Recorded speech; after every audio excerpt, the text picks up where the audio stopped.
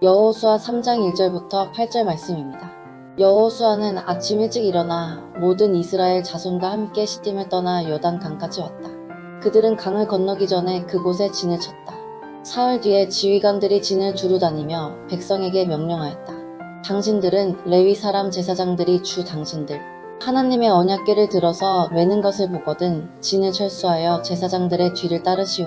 당신들이 이전에 가보지 않았던 길을 가기 때문에 제사장들이 당신들이 가는 길을 안내할 것이요.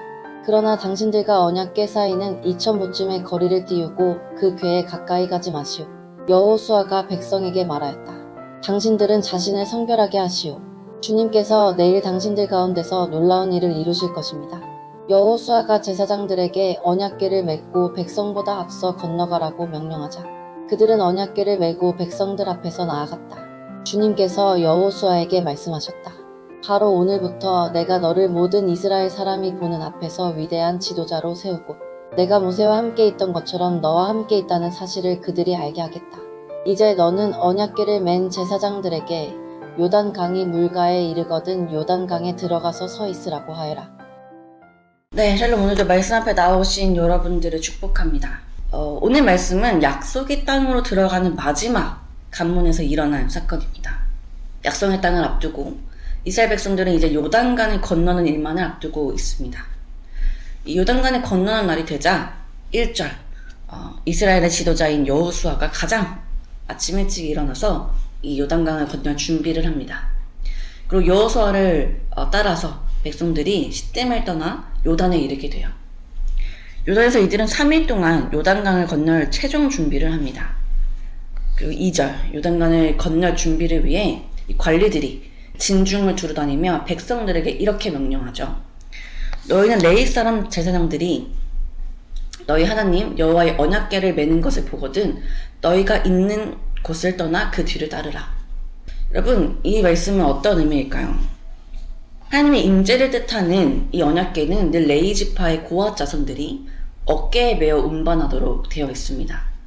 그러나 특별한 경우 오늘 본문처럼 이 제사장들이 직접 운반하기도 했어요.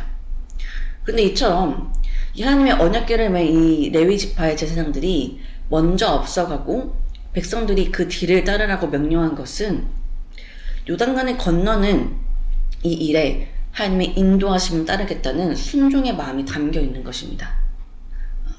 자신들이 앞서가지 않겠다는 것이죠.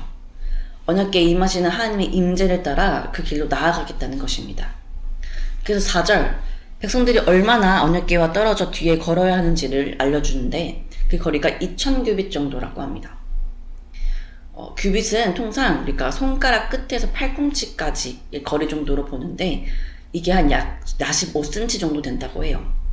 그래서 2000규빗이라고 하면 약 900m 정도의 거리가 된다고 이제 추측이 되는데, 그러니까 말씀에 따라 백성들이 2000규빗을 유지할 경우 어떤 상태가 되냐면 제사장들의 발이 강가에 닿았을 때 백성들은 여전히 요단강 강둑에 요단강 바깥쪽에 있는 강둑에 머물러 있다고 추측할 수 있습니다. 그렇다면 이처럼 2000규빗이나 되는 일정한 거리를 유지하게 하신 이유가 무엇일까요? 그 이유는 첫 번째, 하나님의 임재가 임하는 언약궤에 대한 경외심을 갖게 하기 위함이었습니다. 4절에서 일정한 거리를 말씀하신 후에 가까이 하지 말라라는 말씀에서도 알 수 있듯이 하나님의 언약궤는 함부로 가까이 할 수 없는 거룩함이 있습니다. 사무엘 하에 보면 이 언약궤에 손을 댔다가 죽임을 당한 사건이 있었죠. 이런 사건을 우리가 회상해 볼 때 언약궤라는 것은 단순히 법궤, 어떤 상자가 아니라 하나님의 임재를 상징하고 있습니다.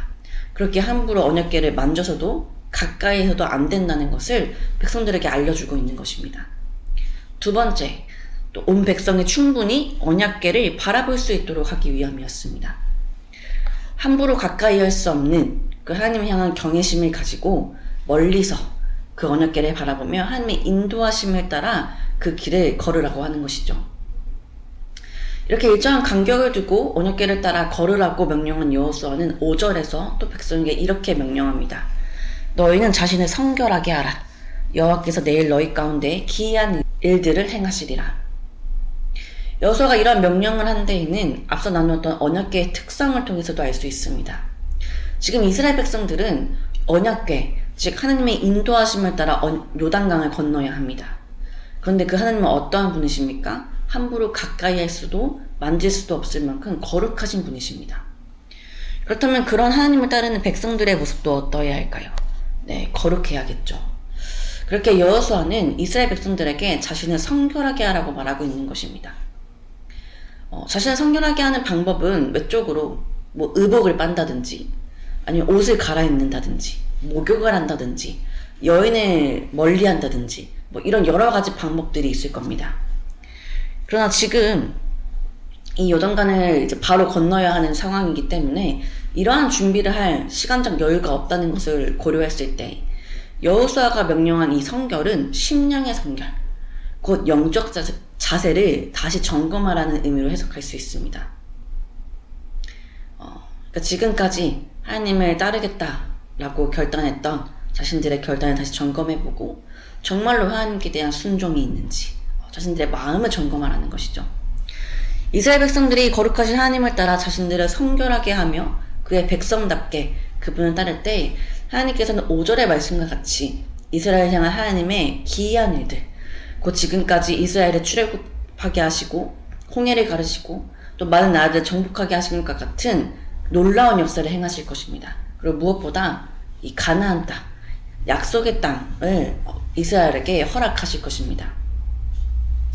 이렇게 백성들에게 이야기한 후 이제 여호수아는 6절에서 제사장들에게 언약궤를 메고 백성을 앞서 건너라고 명령합니다. 이에 언약궤를 맨 제사장들이 백성 앞에서 요단강으로 나아가기 시작하죠. 여러분, 지금 이 제사장들이 언약궤를 메고 백성들을 앞서 건너야 하는 것은 요단강입니다. 강이에요. 강을 건너는 건 쉽지 않은 일입니다.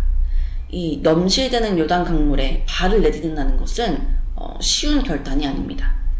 그만큼의 용기와 믿음이 있어야 가능한 일이에요. 그러나 이 제사장들은 여호수아의 명령 앞에 망설임 없이 요단강으로 나아갑니다. 여러분, 이를 통해서 우리가 알 수 있는 것은 이 언약궤를 맨 제사장들이 얼마나 하나님의 함께 하심을 믿고 있는지, 또 하나님의 신실하심을 믿고 있는지, 또 하나님께서 나아가라 하신 그 말씀 앞에 얼마나 순종하고 있는지를 알 수 있습니다. 이 여호수아의 말에 순종으로 나아가는 이 장면에서 이제는 하나님께서 여호수아에게 말씀하십니다. 7절, 내가 오늘부터 시작하여 너를 온 이스라엘 목전에서 크게 하며 내가 모세와 함께 있었던 것 같이 너와 함께 있는 것을 그들이 알게 하리라. 하나님께서 여호수아에게 이러한 말씀을 하신 이유는 무엇일까요? 네, 여호수아의 명령을 따라 움직이고 있는 이 백성들에게 하나님께서는 지금 여호수아의 명령이 하나님으로부터 왔음을 다시 한번 강조하시며 여호수아의 리더십을 확인시켜주고 계신 것입니다. 이 요단강을 건너는 사건은 모세가 홍해를 갈라서 이 백성들을 인도했던 것처럼 여호수아가 이스라엘의 신뢰를 받을 만한 지도자로서 확실히 인정받게 되는 계기가 됩니다. 그리고 하나님께서는 여호수아에게 언약궤를 맨 제사장들이 요단 물가에 이르거든 요단에 들어서게 하라고 말씀하십니다. 여기서 들어서다 라는 것은 히브리어로 아마다 라고 해서 서다, 머무르다 라는 의미가 있습니다. 그러니까 즉 요단강에 들어가서 얼마간 계속 서 있으라는 것이죠. 앞서 요단강물의 어떤 발을 딛는 것도 굉장한 용기가 필요한데 여러분, 백성들이 뒤를 따르기까지 그 요단강물에 서서 계속 기다리는 것 역시 엄청난 용기와 또 순종이 필요한 일입니다. 여러분, 오늘 이 여호수아서 3장 1절부터 8절의 말씀은 우리에게 어떠한 교훈을 주고 있는 걸까요? 네, 제사장들이 언약궤를 메고 먼저 요단강을 건넜던 것처럼 우리 인생에도 늘 하나님께서 앞서 가셔야 한다는 것입니다. 우리는 결코 하나님보다 먼저 우리의 인생을 앞서가서는 안 됩니다.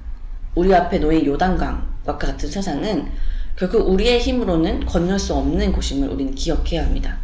그렇게 우리에게는 그 강을 건널 만한 용기와 믿음이 필요한데 이는 먼저 하나님께서 우리의 인생을 앞서 걸어가실 때 가능합니다.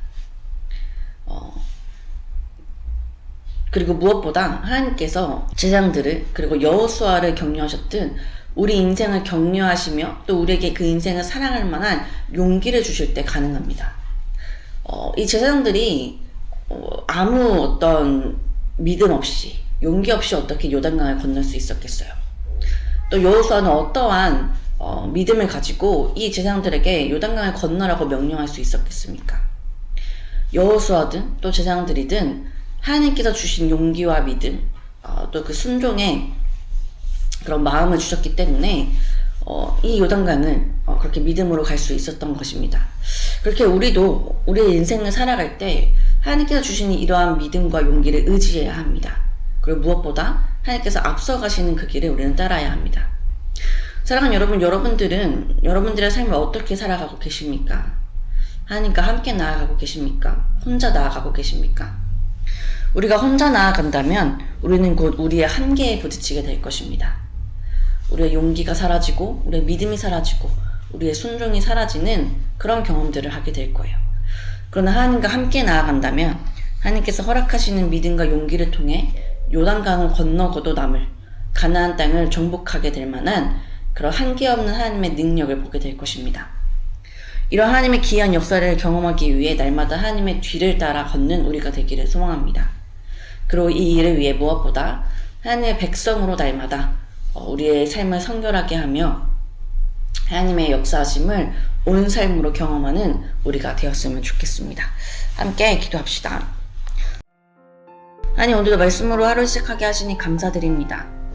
하나님, 오늘 말씀에서 하나님께서는 언약궤를 맨 제사장들을 먼저 보내시며 이스라엘이 걸어가야 할 길을 하나님이 먼저 앞서가시는 것을 보게 하셨습니다. 주님, 우리가 늘 먼저 우리의 인생을 앞서 걷고 싶어 하지만 우리가 앞서 걷는 인생은 늘 두려움과 실패뿐임을 고백합니다. 우리를 보호하고 지키시며 우리에게 믿음과 용기를 더하여 주시는 하나님께서 우리의 인생을 앞서 걸으실 때 우리는 우리의 한계를 넘어 하나님이 허락하시는 인생의 기이한 일들을 경험하게 될 것입니다. 주님, 이 일을 위하여 겸손히 하나님의 뒤를 따라 걷는 자들 되게 하여 주시고 무엇보다 거룩하신 하나님의 뒤를 따르는 자들로 우리의 삶도 거룩하고 성결하여질 수 있도록 인도하여 주옵소서. 오늘 하루 각자의 자리를 힘써 지키는 주의 청년들을 기억하여 주시고 어디에 있든지 주님의 인도하심을 따라 사는 자들 되기를 소망하며 우리의 영원한 등불 되시며 목자 되신 예수님의 이름으로 기도드립니다.